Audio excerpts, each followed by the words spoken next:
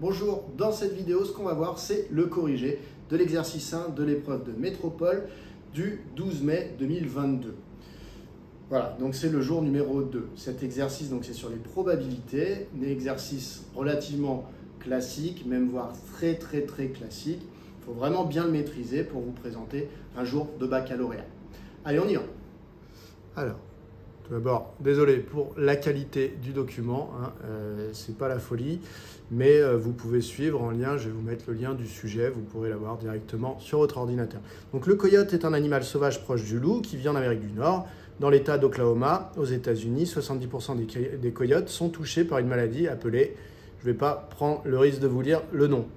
Il existe un test aidant à la détection de cette maladie. Lorsque ce test est appliqué à un coyote, son résultat est soit positif, soit négatif. On sait que si le coyote est malade, le test est positif dans 97% des cas, et si le coyote n'est pas malade, le test est négatif dans 95% des cas. Partie A. Des vétérinaires capturent un coyote d'Oklahoma au hasard et lui font subir un test pour la fameuse maladie. On considère les événements suivants. M, le coyote est malade. T, le test du coyote est positif. M bar et T bar sont les événements contraires de M et T. Recopier et compléter l'arbre pondéré ci-dessous qui modélise la situation. Donc, on nous demande de recopier. Donc, voilà qui est fait. Maintenant, il faut compléter. Alors, pour compléter, on reprend les phrases de l'énoncé, comme d'habitude. Et on nous dit, voilà, premier nombre qu'on voit apparaître dans le texte, c'est 70% des coyotes sont touchés par une maladie. Donc, c'est quand j'ai tous les coyotes face à moi, la probabilité d'en choisir un qui est touché par la maladie, c'est donc de 70%, c'est égal à la fréquence des coyotes malades. Ce qui veut dire qu'il y en a 30% qui ne sont pas malades, puisque soit on est malade, soit on n'est pas malade quand on est un coyote. Ensuite, on continue, on lit les chiffres suivants, on nous rappelle que si le coyote est malade, le test est positif dans 97% des cas. Donc ça veut dire que si je suis dans l'événement réalisé, le coyote est malade, eh bien j'ai 97% de chance pour que le test soit positif. Donc 0,97. Ce qui veut dire qu'ici, je dois mettre 1 moins 0,97, c'est-à-dire 0,03. Ça veut dire qu'il y a 3% de chance pour que le test soit négatif. Ensuite, si le coyote n'est pas malade, le test est négatif dans 95% des cas. Donc si le coyote n'est pas malade, le test est négatif. Donc test négatif, c'est T bar, donc dans 95% des cas. Donc je mets 0,95, ce qui veut dire que dans 5% des cas, eh bien, le coyote a beau ne pas être malade, le test sera quand même positif. Voilà pour cet arbre. Ça nous permet de passer à la question suivante. Déterminer la probabilité que le coyote soit malade et que son test soit positif. Dans cette phrase, le mot le plus important, c'est le « et ». Donc bien sûr, quand je dis le plus important, c'est entre guillemets. Donc ici, on veut la probabilité que le coyote soit malade et que son test soit positif. Donc on veut la probabilité de le coyote est malade, donc de l'événement M, inter, le test est positif. Donc P de M inter T. Il s'agit donc ici de la branche qui part de là et qui arrive là. Je dois donc multiplier 0,7 avec 0,97. On va mettre quand même à quoi ça correspond. 0,7, c'est P de M, probabilité quand je choisis un coyote au hasard qu'il soit malade, multiplié par 0,97, qui n'est pas P de T, mais P de T sachant que l'événement M est réalisé. Donc P de T sachant que l'événement M est réalisé. Maintenant, je remplace, ça me donne donc 0,7 fois 0,97.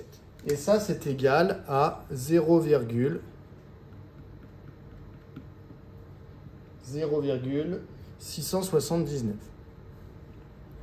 Alors, j'ai eu une question dans un commentaire sur une autre vidéo qui disait « Est-ce qu'on doit faire des phrases-réponses » Alors oui, le mieux, c'est, vu que normalement vous avez le temps un jour d'épreuve, eh bien c'est de faire une phrase-réponse en répétant. Donc là, par exemple, on vous demandait la probabilité que le coyote soit malade et que son test soit positif. Donc, si vous pouvez écrire une phrase entièrement qui dit « La probabilité que le coyote soit malade et que son test est positif est de 0,679 », c'est mieux.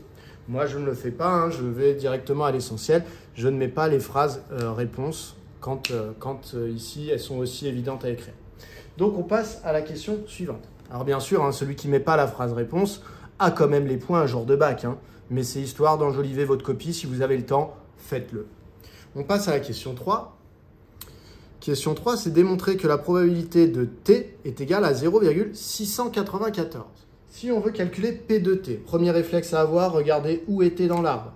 Il se trouve là, sur cette branche et sur cette branche. Je vais donc devoir venir collecter les tests positifs parmi les gens malades et venir collecter les tests positifs parmi les coyotes non malades. Donc là, on est en train de faire une formule des probabilités totales. C'est-à-dire que ici, pour l'instant, j'ai P de t sachant M, P de t sachant M bar, mais moi, je veux P de t tout court, donc la probabilité totale des tests positifs. Donc, pour ça, eh bien, il faut que je vérifie que là où je vais aller chercher les t, c'est-à-dire parmi M et parmi M bar, eh bien que M et M bar forment une partition de l'univers. Une partition de l'univers, c'est quoi? C'est un ensemble avec des ensembles à l'intérieur, donc ici M et M bar, qui, quand on les réunit, donnent tout l'univers. Donc là, c'est bien le cas. Si je réunis les coyotes malades et les coyotes non malades, ça donne bien tous les coyotes. Et en plus, si je fais l'intersection des deux, il faut que cette intersection soit vide. Effectivement, il n'y a pas de coyote qui soit à la fois malade et pas malade. Donc ici, c'est bien le cas. Donc je peux écrire que M et M bar est une partition, ou forme une partition, comme vous voulez, les deux sont bons, partition de l'univers.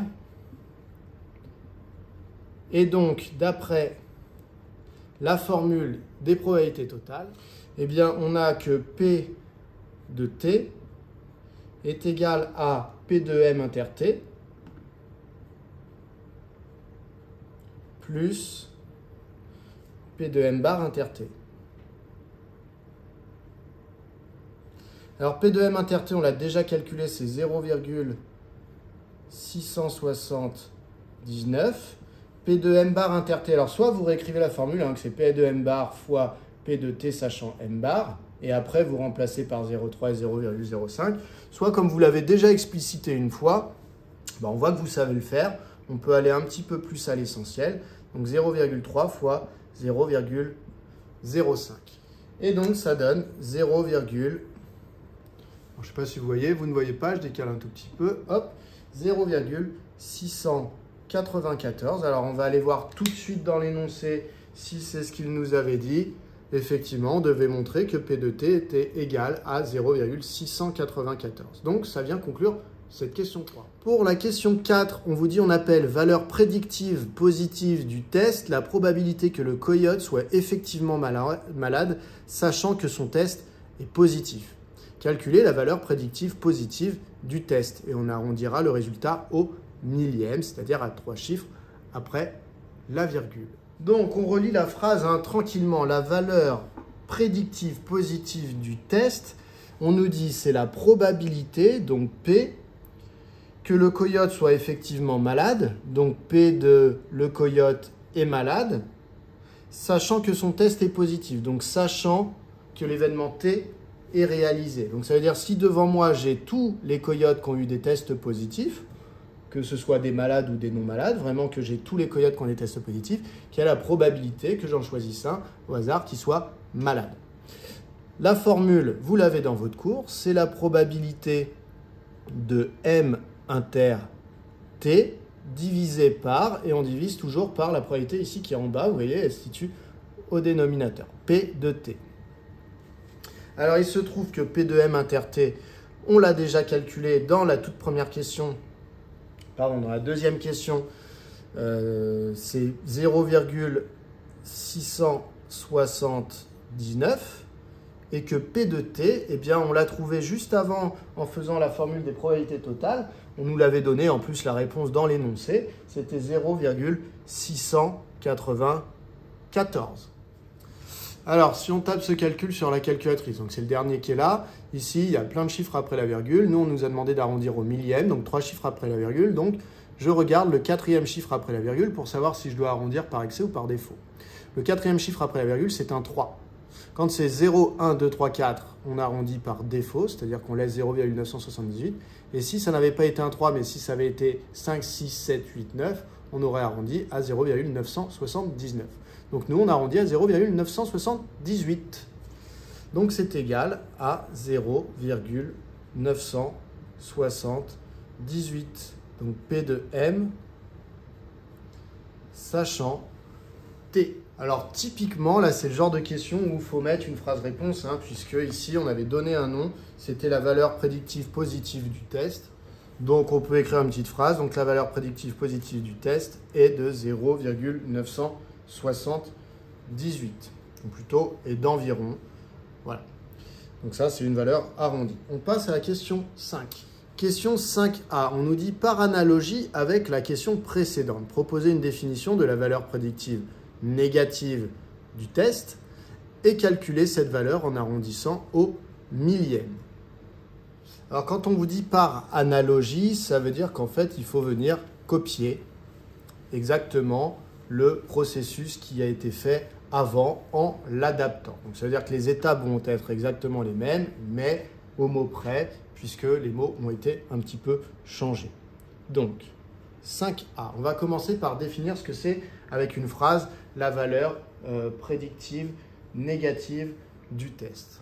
Alors, la définition qu'on va utiliser, c'est que la valeur prédictive négative du test, c'est la probabilité que le coyote ne soit pas malade, sachant que son test est négatif. Donc, en fait, ça va être la probabilité qu'il ne soit pas malade, sachant que son test est négatif. Vous voyez, on a copié la phrase hein, en tournant un petit peu tout à la négation. Donc, c'est la probabilité de m bar inter t bar divisé par la probabilité de t bar. On complète. P de m bar inter t bar, donc c'est la probabilité qui est sur cette branche-là. Donc 0,3 fois 0,95. Donc encore une fois, j'écris pas que c'est P de m bar fois P de t bar sachant m bar. Vous pouvez le faire, hein, mais on l'a déjà montré qu'on savait le faire dans l'exercice, donc je me permets d'aller un petit peu plus vite. Divisé par P de t bar. Alors P de t bar, on ne l'a pas encore. Par contre, on a P de t. Et on sait que t et t bar sont des événements qui sont contraires. Donc ça veut dire que P de t bar, c'est en fait 1 moins P de t. Donc du coup, eh bien, 0,3 fois 0,95, c'est égal à 0,285. Et on va diviser par 1 moins, et P de t, je vous rappelle, c'était 0,694. Alors, on va taper ça sur la calculatrice et on va voir si éventuellement on doit à nouveau arrondir au millième comme dans la question précédente. Alors cette fois-ci, si on tape sur la calculatrice, on trouve 0,931 et c'est suivi d'un 3, donc on va laisser arrondi à 0,931. Donc, c'est environ égal à, vous ne voyez pas, donc je décale un petit peu, 0,931. Donc voilà, donc et interpréter, on va pouvoir interpréter ce résultat. Donc l'interprétation qu'on peut en faire, c'est que parmi du coup les coyotes qui ont un test négatif, finalement il y a beaucoup de coyotes, il y a 93,1% des coyotes qui ne sont pas malades. Donc tant mieux, hein, on n'aimerait pas que parmi les coyotes qui ont des tests négatifs, il y ait beaucoup de malades, puisque ça voudrait dire que du coup, ça voudrait dire que le test ne fonctionne pas vraiment. Si parmi les tests négatifs, il y a énormément de malades, ça veut dire que finalement le test laisse passer à travers les mailles du filet beaucoup de malades qui ne sont pas détectés par le test. Donc là, ici, voilà, cette probabilité, elle est de 93,10% si jamais on veut faire l'interprétation qui est demandée dans le texte. Question 5b, on nous dit comparer les valeurs prédictives positives et négatives du test et interpréter. Alors vous voyez, je me suis un petit peu trompé, hein, l'interprétation, elle n'était pas dans la question 5a, elle est dans la question 5b. Donc ce que je vais dire maintenant, c'est bien pour la question 5b. Donc il faut interpréter les valeurs prédictives positives et négatives. Donc ici, on nous demandait de comparer les valeurs. Donc on a P de m sachant t qui est supérieur, alors pas de beaucoup, hein, à P de m bar sachant t bar. Et donc, qu'est-ce que ça veut dire, hein? Ça veut dire que le test parmi les tests positifs, il y a beaucoup de malades. Donc ça veut dire que quand on est testé positif, on a vraiment de très grandes chances d'être malade, et que quand on est testé négatif, on a aussi de grandes chances de ne pas être malade, mais on a un petit peu moins de chances que lorsqu'on est testé positif d'être malade. Voilà ce qu'on peut dire, hein. Donc on ne peut pas dire énormément de choses là-dessus. En tous les cas, on est avec des probabilités qui sont assez élevées. Et donc visiblement, on est face à un test qui, quand le résultat est positif, on a de très grandes chances d'être malade. Et quand le résultat est négatif, on a de très grandes chances de ne pas être malade. Donc c'est un test qui va être relativement efficace. Pourquoi je dis relativement? Eh bien parce que peut-être que ces probabilités, elles ont beau nous paraître élevées, suivant le test et ce qu'on veut en faire, c'est peut-être pas si élevé que ça. Peut-être qu'on voudrait qu'il y ait encore moins de gens qui passent à travers les mailles du filet. On passe à aux questions de la partie B. Alors, dans la partie B, on nous dit, on rappelle que la probabilité qu'un coyote capturé au hasard présente un test positif est de 0,694. On l'avait déjà calculé au-dessus. Lorsqu'on capture au hasard 5 coyotes, on assimile ce choix à un tirage avec remise. On note grand X, la variable aléatoire, qui a un échantillon de 5 coyotes capturés au hasard, associe le nombre de coyotes de cet échantillon ayant un test positif. Quelle est la loi de probabilité suivie par grand X? Justifier et préciser ses paramètres. Donc ici, on va choisir 5 coyotes au hasard dans la population. Et on va regarder quoi? On va compter combien dans cet échantillon de 5 coyotes, eh bien, combien il y en a qui ont eu un test positif. Donc, par exemple, on va piocher un premier coyote dans la population, celui-là, et il va nous répondre « oui, j'ai un test positif » ou « non, j'ai un test négatif ». On va faire pareil pour le suivant, il va nous répondre « oui, j'ai un test positif » ou « non, j'ai un test négatif ». Alors, la probabilité qu'il réponde « oui, j'ai un test positif », elle est de 0,694, comme on nous l'a dit dans l'énoncé. La probabilité que le suivant réponde oui, j'ai un test positif, eh bien c'est aussi 0,694. Alors pourquoi ça n'a pas bougé alors qu'on avait pris un coyote peut-être qui était déjà positif avant? Mais en réalité, il y a une phrase dans l'énoncé qui nous dit qu'on assimile ce choix à un tirage avec remise. Donc ça veut dire qu'on a beau avoir pris déjà un premier coyote, en fait on n'y fait pas attention, on fait comme si on n'avait pas encore choisi de coyote. C'est-à-dire que la probabilité ici va rester exactement la même de choisir un coyote qui a un test positif. Et ça va être pareil pour les 5. Donc en fait, on a répété 5 épreuves de Bernoulli. Une épreuve de Bernoulli, c'est une épreuve où il n'y a pas le choix, c'est succès ou échec. Nous, le succès, c'est ce qu'on compte. On compte le nombre de tests positifs parmi les 5 coyotes. Donc le succès, ça va être le test est positif. Donc à chaque fois, pour chaque coyote, c'est une épreuve de Bernoulli, c'est le test est positif ou le test est négatif. Voilà, on répète cette épreuve de Bernoulli.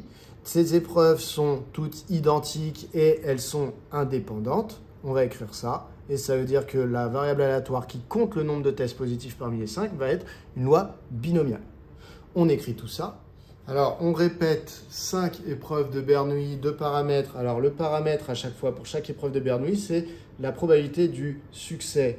Donc, 2 paramètres P égale la probabilité du succès. Pour nous, le succès, c'est que le coyote soit détecté positif. Donc, 0,694. Et donc, il faut dire que ces épreuves sont réalisées, ce sont des épreuves qui sont identiques et indépendantes, qui sont réalisées de manière identique et indépendante. Donc, on répète 5 épreuves de Bernoulli, le paramètre P égale 0,694, identique et indépendante.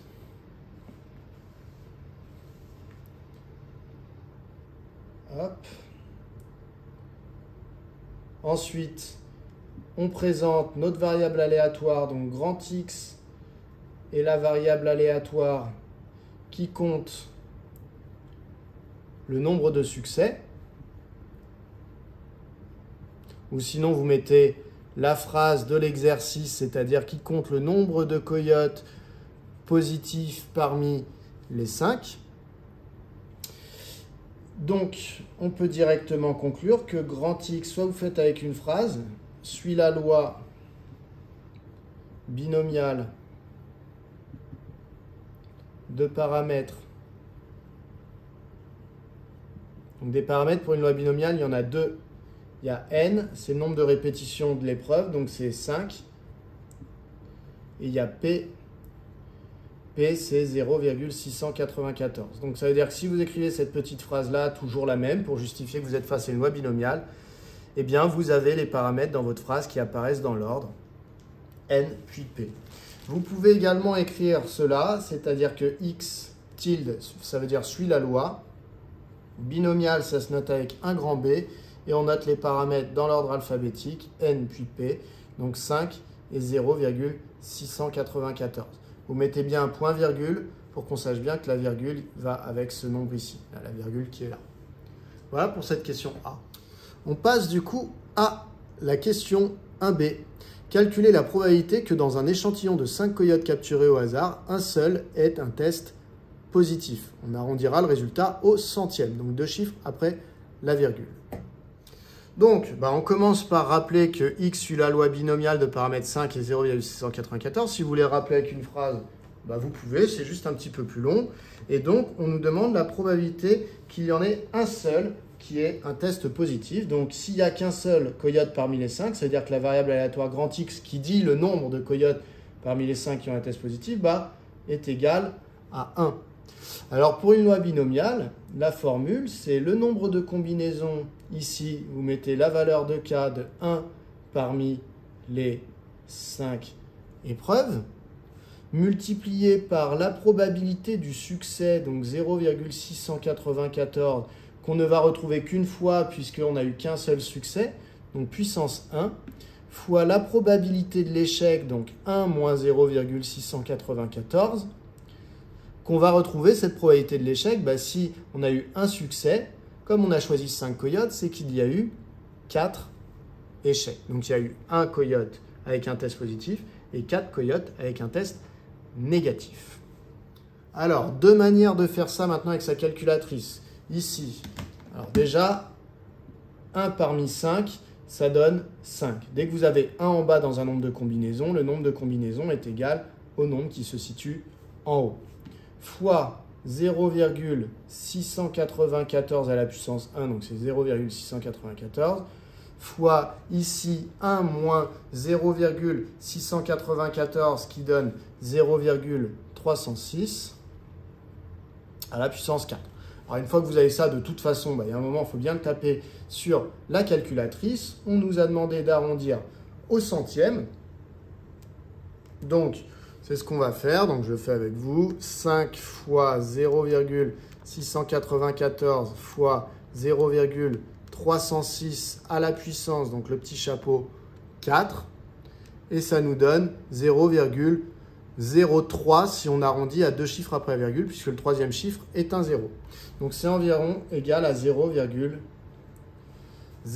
Donc, ça veut dire qu'on a 3% de chance qu'il y ait seulement un coyote détecté positif. Alors, je vous montre une autre manière de faire si jamais vous n'avez pas réussi à écrire cette formule-là.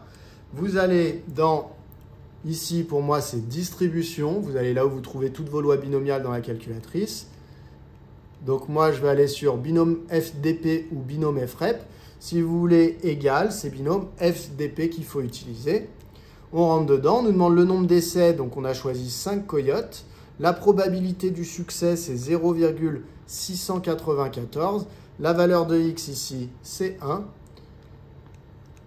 On colle ça dans la fenêtre et on trouve bien 0,03. Donc vous voyez, on trouve exactement la même chose. C'est quand même un petit peu plus classe, entre guillemets, d'écrire la formule. Ça montre au correcteur que vous la connaissez.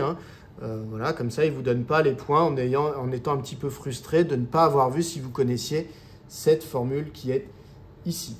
On passe à la question suivante. Question 1C. Un vétérinaire affirme qu'il y a plus d'une chance sur 2 qu'au moins 4 coyotes sur 5 aient un test positif. Cette affirmation est-elle vraie?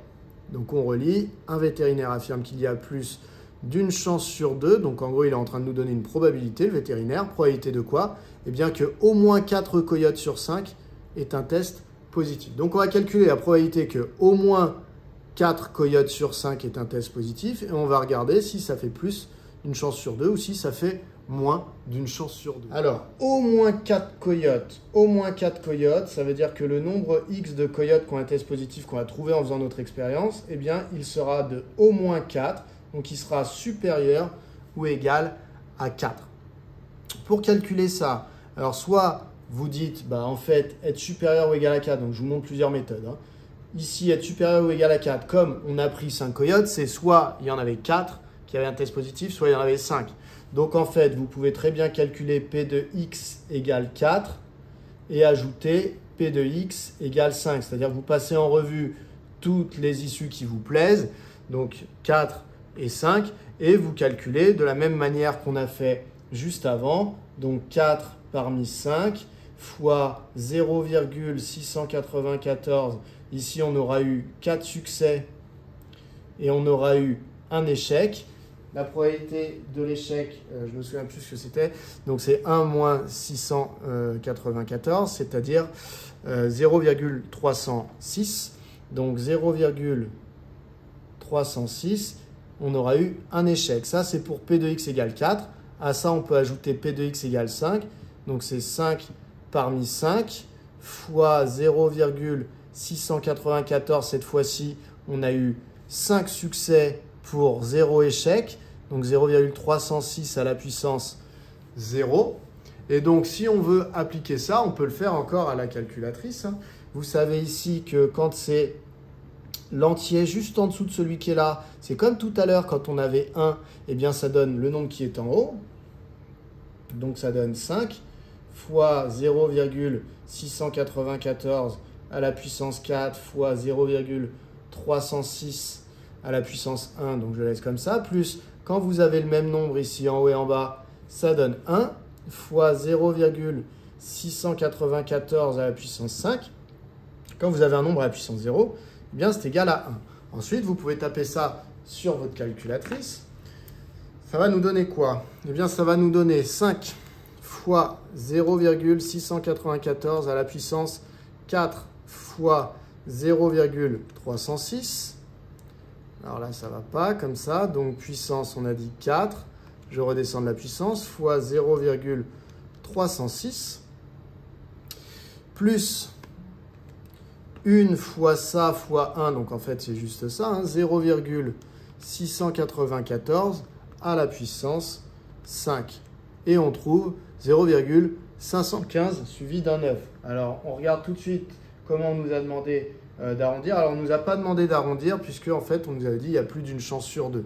Et bien effectivement ici on va dire que c'est environ égal à donc 0,516.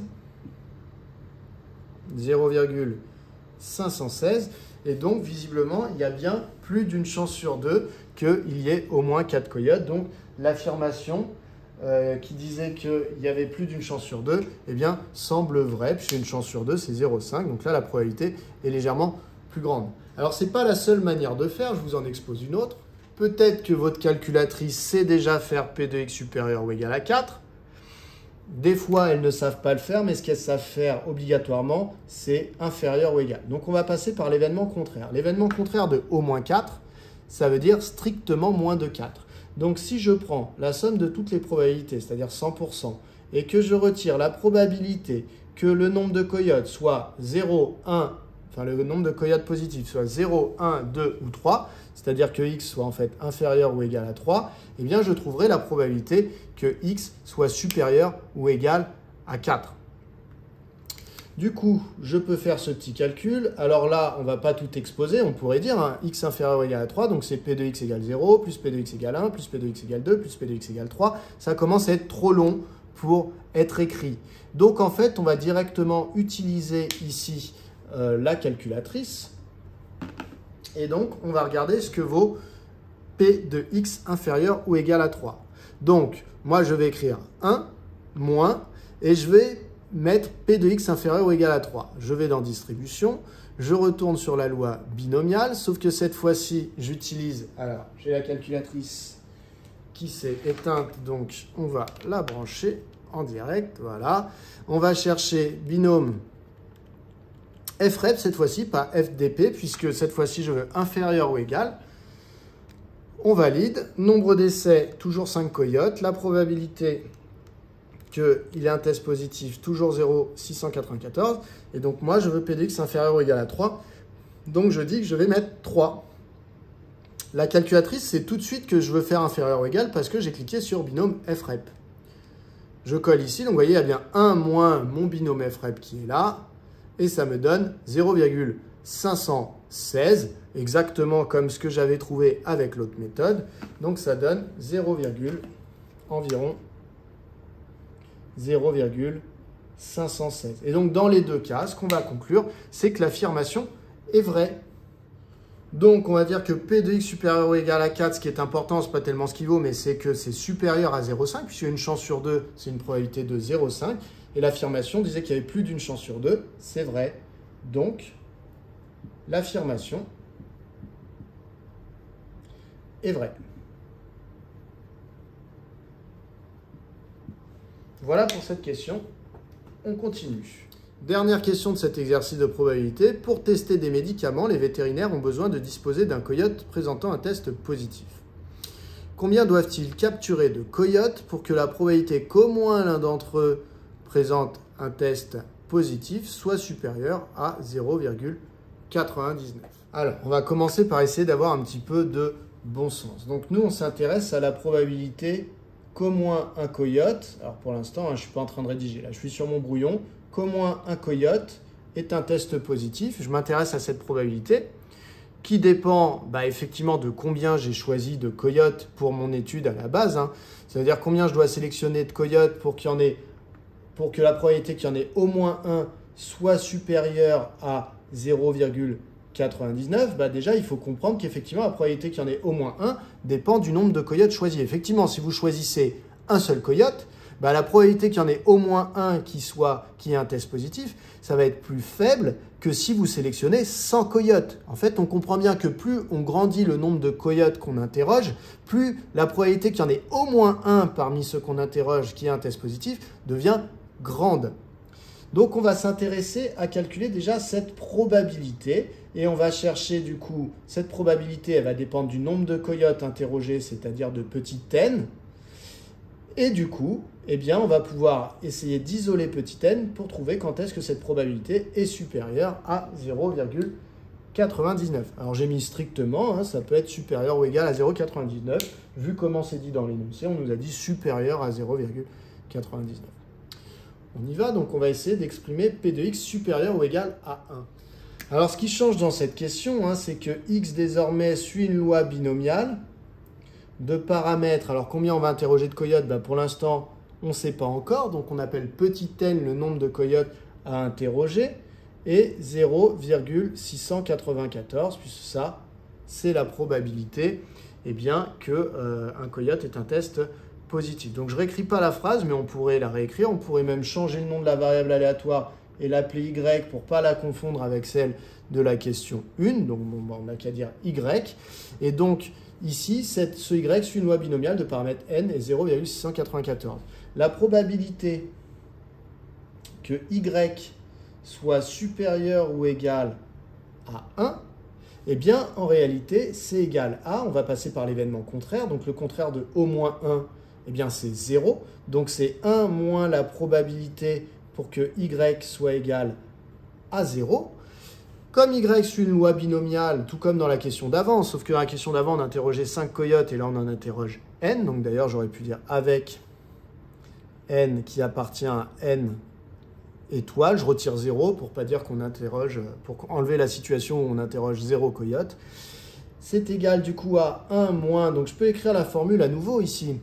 Donc c'est 0 parmi n fois la probabilité du succès à la puissance, ici j'ai eu 0 succès, si jamais il y a 0 coyote qui ont un test positif parmi les n, fois 1 moins probabilité de l'échec, donc 1 moins 0,694 à la puissance, j'ai eu que des échecs, donc puissance n. Si je cherche à savoir ce que ça vaut, parce que ça je ne peux pas le taper à la calculatrice cette fois-ci puisque je ne connais pas n. Donc 0 parmi n, dès que vous avez 0, on a dit de toute façon le résultat c'est 1. Ici, un nombre à la puissance 0, le résultat, c'est à nouveau 1. Et donc, il nous reste finalement 1 moins 0,694, c'est-à-dire 0,306, qui est à la puissance n. Donc, finalement, P de y supérieur ou égal à 1, c'est 1 moins 1 fois ça, donc ça nous donne que ça, 0,306 à la puissance n. Ça, c'est P de y supérieur ou égal à 1. Et donc maintenant, nous on veut savoir, donc ça c'est si j'interroge n coyotes, la probabilité qu'il y en ait au moins un qui ait un test positif. Donc maintenant, moi je veux savoir quand est-ce que cette probabilité dépasse 0,99. Donc je vais résoudre une inéquation qui est cette probabilité supérieure ou égale à 0,99. Donc je vais effacer le haut pour écrire mon équation. Donc j'ai réécrit l'équation ici. Cette équation est équivalente à, je remplace P de Y supérieur ou égal à 1 par son expression en fonction de n, donc 1 moins 0,306 à la puissance n supérieur ou égal à 0,99. Et donc le but, eh bien, c'est d'isoler n. Donc c'est de résoudre cette inéquation. Alors pour isoler n, je vais commencer par isoler ici 0,306 à la puissance n. Alors moi, quand je vois qu'il y a un moins devant, eh bien, je vais dire que c'est plutôt lui que je transpose. Ça va m'éviter après de devoir diviser par des nombres négatifs. Il faudrait que je pense à changer le sens, etc. Donc je me dis qu'un jour de bac, j'ai autre chose à penser que ce genre de choses. Donc je vais transposer plutôt 0,306 puissance n. Donc ça me donne 1 moins 0,99 supérieur ou égal à 0,306 à la puissance n. Maintenant que j'en suis là, eh bien, alors déjà, je peux dire que 1 moins 0,99, c'est 0,01. Ce sera une première étape. Voilà, donc j'ai juste effectué le calcul dans le membre de gauche. Et donc maintenant, je vais chercher à faire descendre la puissance n. Faire descendre la puissance n, entre guillemets, l'outil qui va nous servir, c'est le logarithme népérien. Je vais donc appliquer la fonction logarithme népérien aux deux membres de l'inégalité. Je garde le même sens, je vais réexpliquer pourquoi après.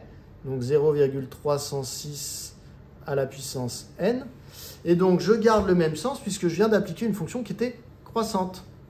Donc, lorsque j'ai deux nombres rangés dans un certain ordre, si j'applique une fonction croissante, eh bien les images sont rangées dans le même ordre. Je vous refais le petit schéma que je fais à chaque fois. Si j'ai une fonction qui est croissante, si j'ai deux nombres qui sont rangés dans un certain ordre, A et B, donc par exemple ici, A est plus petit que B, eh bien leurs images, puisque la fonction est croissante, eh bien l'image du plus petit est plus petite que l'image du plus grand. C'est-à-dire que les images sont rangées dans le même ordre, la plus petite à la plus petite image.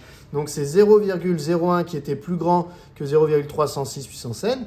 Donc l'image de 0,01 est plus grande que l'image de 0,306 à la puissance n, puisque la fonction ln est une fonction qui est croissante. Alors, ce n'est pas la fonction ln que j'ai dessinée ici. Fonction ln, la courbe, vous devez la connaître, ça n'est pas celle-là. Mais c'était pour vous illustrer le fait que quand on applique une fonction croissante, on conserve l'ordre. Donc ça, il faut le dire. Donc je vais dire car ln est strictement croissante sur, et donc je précise, la fonction logarithme népérien, c'est sur R plus étoile qu'elle est définie. Du coup, cette inéquation ici est équivalente à ln de... Alors ça, vous pouvez l'écrire sur le côté, comme ça ne vient pas perturber nos équivalences ici. Moi, je n'ai pas la place, donc je l'écris en dessous, mais j'aurais dû l'écrire sur le côté. Ça nous donne ln de 0,01 supérieur ou égal. Et donc là, quand j'ai une puissance dans un logarithme népérien, je peux venir la mettre devant. Ça fait n fois ln de 0,306. Et donc, pour isoler n, eh bien, je vais diviser par ln de 0,306 des deux côtés de l'inégalité. Ça donne ln de 0,01 divisé par, je divise par ln de 0,306. Et ici, j'ai n qui va se retrouver tout seul dans le membre de droite. Par contre, lorsque je divise par ln de 0,306, en fait, je suis en train de diviser par un nombre négatif. Je dois donc changer le sens. Comment je sais qu'il est négatif? Soit vous tapez sur votre calculatrice ln de 0,306, vous allez le voir tout de suite. Soit vous savez que quand dans un logarithme népérien, on a un nombre qui est compris entre 0 et 1, strictement, eh bien, le logarithme est automatiquement négatif. Donc, ici, on sait que P de Y supérieur, donc la probabilité qu'il y ait au moins un coyote qui ait un test positif sera supérieur à 0,99 si le nombre de coyotes qu'on interroge est supérieur à ce fameux nombre-là. Donc ce nombre-là, le mieux, c'est peut-être qu'on prenne notre calculatrice et qu'on regarde à peu près ce qu'il vaut, donc c'est environ égal à, je reprends ma calculatrice, je le tape ce calcul, donc ln de 0,01 divisé par ln de 0,306. C'est égal à 3,88. Ce qui veut dire ici qu'en réalité, il faut qu'on interroge au moins 4 coyotes pour que la probabilité d'en avoir au moins un qui ait un test positif soit supérieure à 0,99. Donc, ici, on va mettre que c'est environ 3,89. Et donc, on va pouvoir conclure. Alors, je vais conclure ici juste pour ne pas avoir à effacer. Donc, ça veut dire que le plus petit entier n qu'on peut mettre ici, qui peut vérifier cette condition, le plus petit entier naturel qui est plus grand que 3,89, eh bien, c'est 4. On ne va pas interroger 3,89 coyotes. Donc, on interroge, on prélève 4 coyotes. Donc, petite phrase de conclusion. Donc, ils doivent capturer au moins 4 coyotes pour que la probabilité qu'au moins l'un d'entre eux présente un test positif soit supérieure à 0,99. Donc, vous voyez, en fait, j'ai repris la question qui était là, je l'ai tournée en affirmation et j'ai donné le nombre de coyotes. Alors, rien ne vous empêche de faire le calcul et de vérifier que cette probabilité-là est bien supérieure à 0,99 si jamais vous mettez n égale 4. Donc, je l'ai fait pour vous. J'ai fait 1 moins 0,306 à la puissance 4. Et effectivement, vous voyez, ça fait 0,991. Donc, c'est supérieur à 0,99. Et si je fais le même calcul avec 3, pour voir si avec 3, ça suffisait déjà à être supérieur à 0,99, eh bien non, on voit que ça fait 0,97. Donc, nos résultats semblent tout à fait cohérents. Voilà, c'est bon, on a terminé avec cet exercice. Donc, vous voyez, pas très long, plein de questions, une grosse partie sur les lois binomiales. Il faut vraiment bien maîtriser tout ça. Je vous encourage à faire d'autres sujets que je vais vous mettre en lien ici. Sinon, vous recherchez directement sur la chaîne. Tapant probabilité, loi binomiale, vous allez en retrouver plein. Il faut vous entraîner. À bientôt!